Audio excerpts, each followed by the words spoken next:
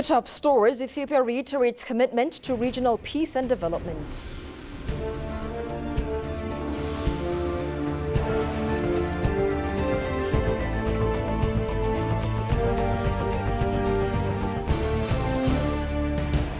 And Sweden to support Ethiopia's peace efforts.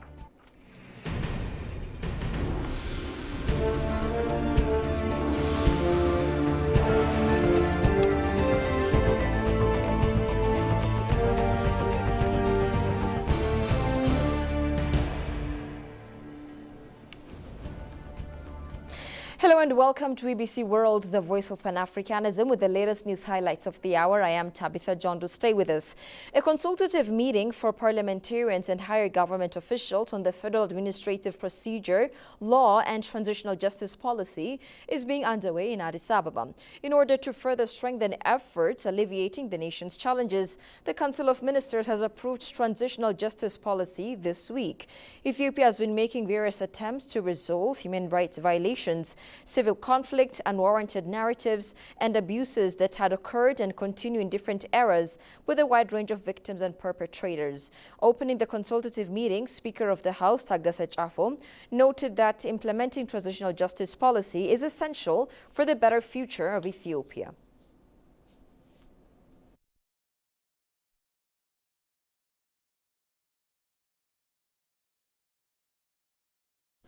Director General of the Information Network Security Administration, INSA, Tigist Hamid, met and held talks with Deputy Minister for Foreign Affairs of the Russian Federation, Vershinin Sergei Vasilyevich, on the sidelines of the 10th meeting of the BRICS Working Group on Security Issues in the Use of Information and Communication Technologies, ICT.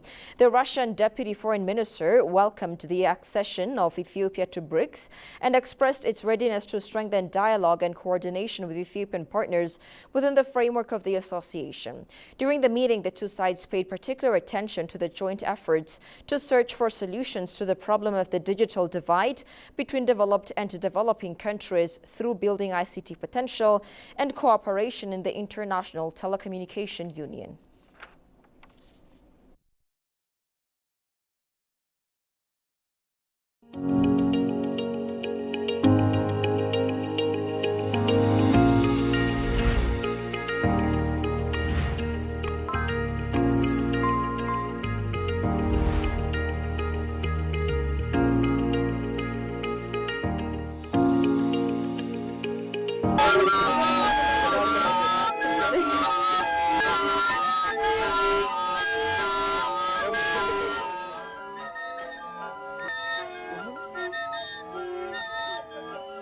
This is the Fila festivity. The festival is named after the Fila, an aerophonic musical instrument frequented by the Darashi people. The Darashi are concentrated in and around Gidole, an ancient town founded in the mid-1920s and is now located in the Gardula zone in the southern Ethiopia. The Fila are generally made of bamboo and are suited to either high or low pitch sounds.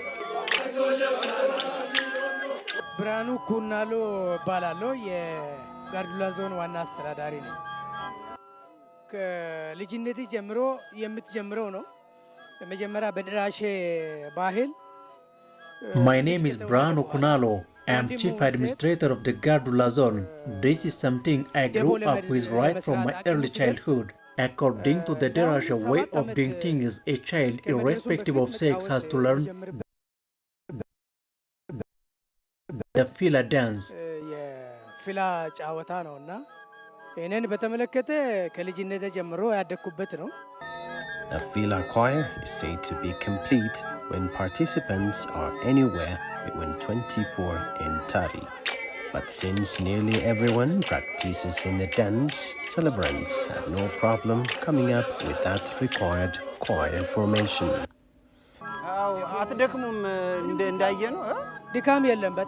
Yeah, you are absolutely right. There is no tiring in this. We never get bored or wiped out because we simply got the lungs for this. It's a game I like best because it enhances communal values.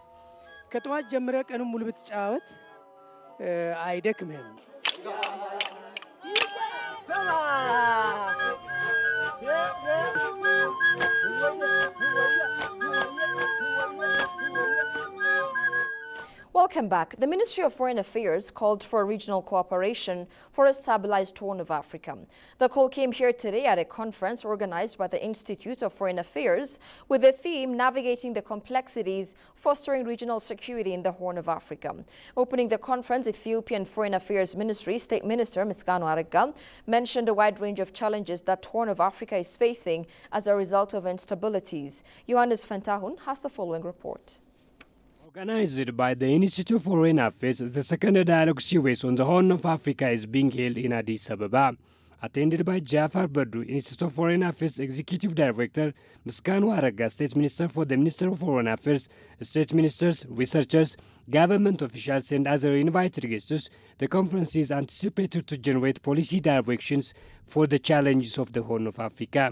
Welcoming participants of the second series of dialogue, the Executive Director of the Institute of Foreign Affairs articulated the opportunities and challenges of the Horn of Africa, applauding the conference for its viability to create awareness and embrace policy directions for the immense and critical challenges of the Horn. According to the Executive Director, political instability, conflicts, drought and piracy are topmost security challenges of the region. The Horn of Africa has recently become a critical region due to a convergence of events and circumstances. This strategically significant area has experienced complex security dynamics with far-reaching consequences for its inhabitants and the international arena at large. The region faces a complex wave of challenges, including political instability, cross-border terrorism, maritime security issues, humanitarian crisis, and conflicts between nations. These issues transcend national boundaries and demand comprehensive and long-lasting solutions that address the root causes and foster regional stability. In addition, opening the conference, the State Minister for the Minister of Foreign Affairs, Misganu Arega, underscored the wide range of consequences of the security challenges in the Horn of Africa.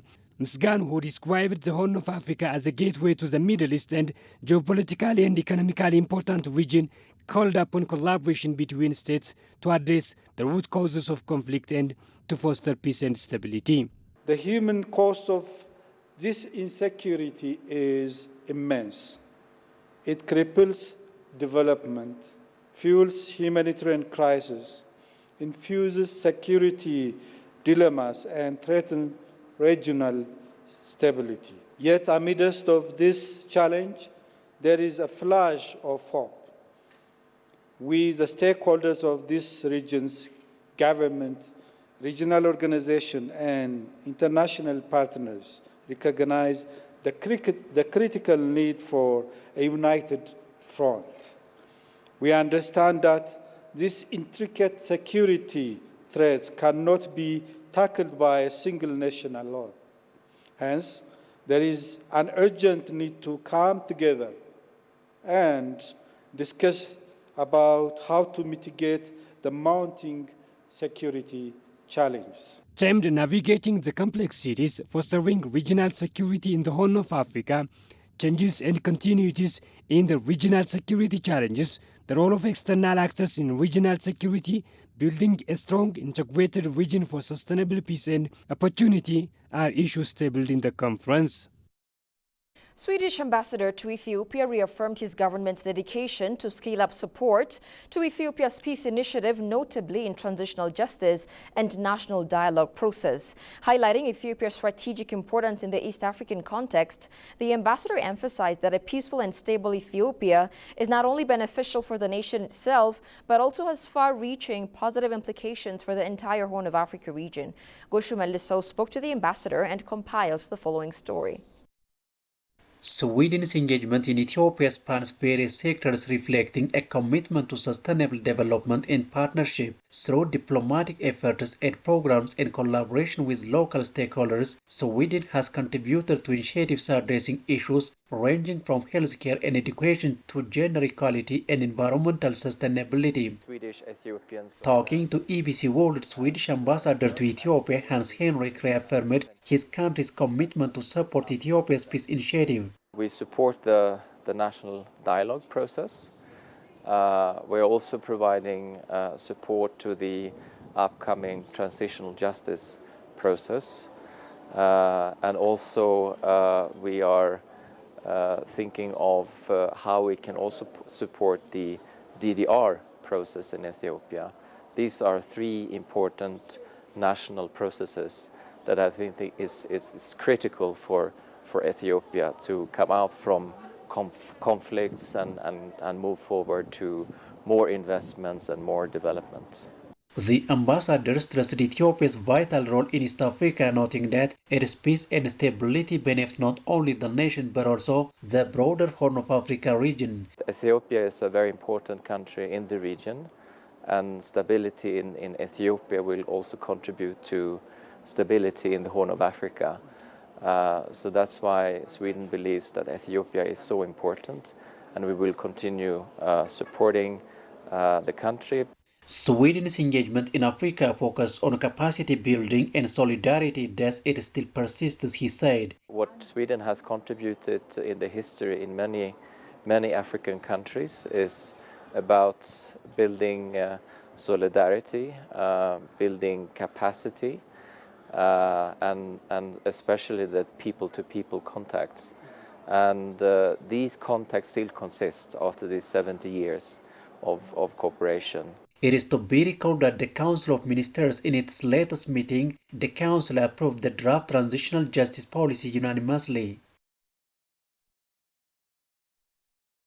A Grammy Award nominee reggae artist says the spirit of Ubuntu promotes the sense of oneness, irrespective of who you are. Ubuntu describes a set of closely related African origin value systems that emphasize the interconnectedness of individuals with their surrounding societal and physical worlds. Talking to EBC World, the artist, Pato Betten, advised Africans to first fully grasp the concept of the Ubuntu philosophy and take hold with your heart and soul before practicing it. Jerusalem Betzaha has the full account.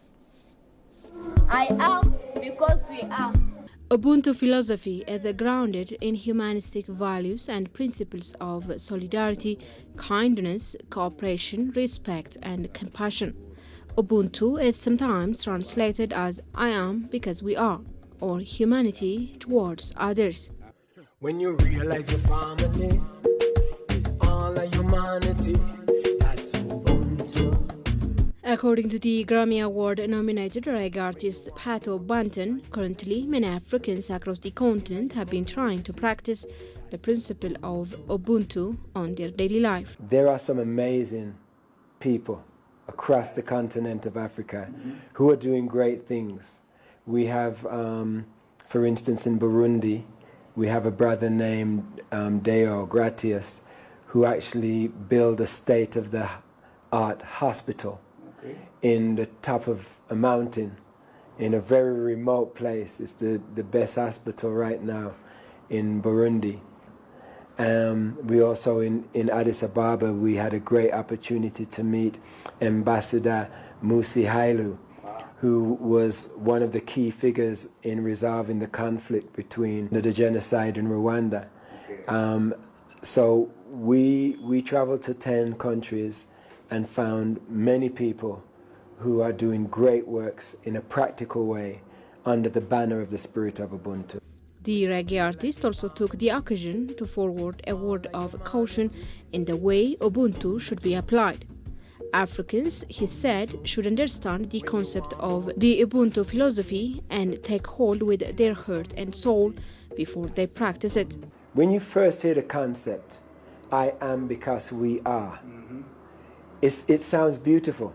It's a beautiful idea, but it doesn't really take hold of your heart and soul unless you allow it to live there.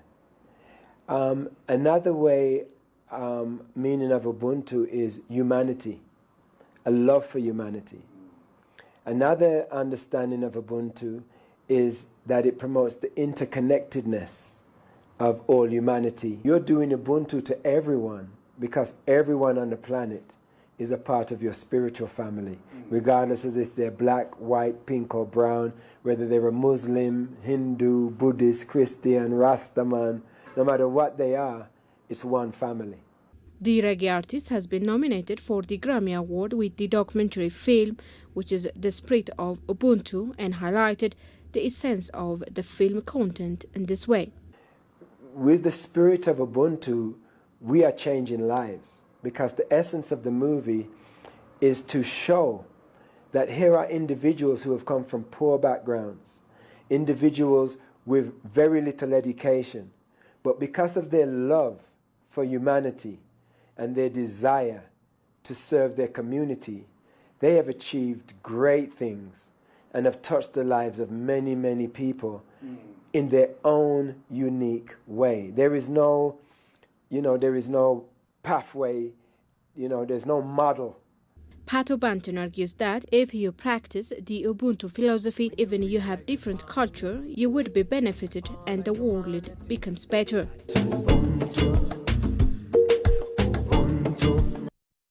And finally, Kenya's military chief, General Francis Ogolla, died in a helicopter crash in the country's northwestern Elgeyo Marakwet County, about 400 kilometers northwest of the capital, Nairobi, President William Ruto says. 2 soldiers survived the crash and were in hospital, the president said, adding that an air investigation team had been sent to find out the cause of the incident. Ogolla was previously the head of the Kenyan Air Force before rising to deputy military chief and then being promoted by Ruto last year to head the military. The general joined the military in 1984 and trained as a fighter pilot with the United States Air Force and as an instructor pilot at the Kenyan Air Force, according to a Ministry of Defense profile. Chief of the General Staff of the Ethiopian National Defense Forces, Birhanu Jula, expressed his condolences over the death of the Kenyan military chief, General Francis Omondi Ogolla. Field Marshal Birhanu, in his condolences, stated that General Francis Omondi's contribution to the peace and security of his country as well as the region was significant. General Francis Omondi Ogolla will always be remembered for his contribution to peace and stability in Kenya, Field Marshal Birhanu Jula underscored, affirming that ENDF will stand by Kenyans at this difficult time.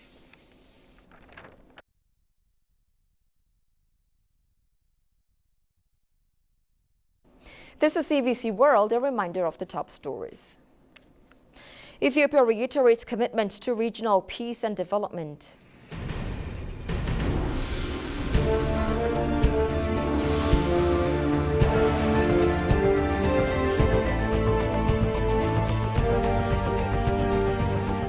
And Sweden to support Ethiopia's peace efforts.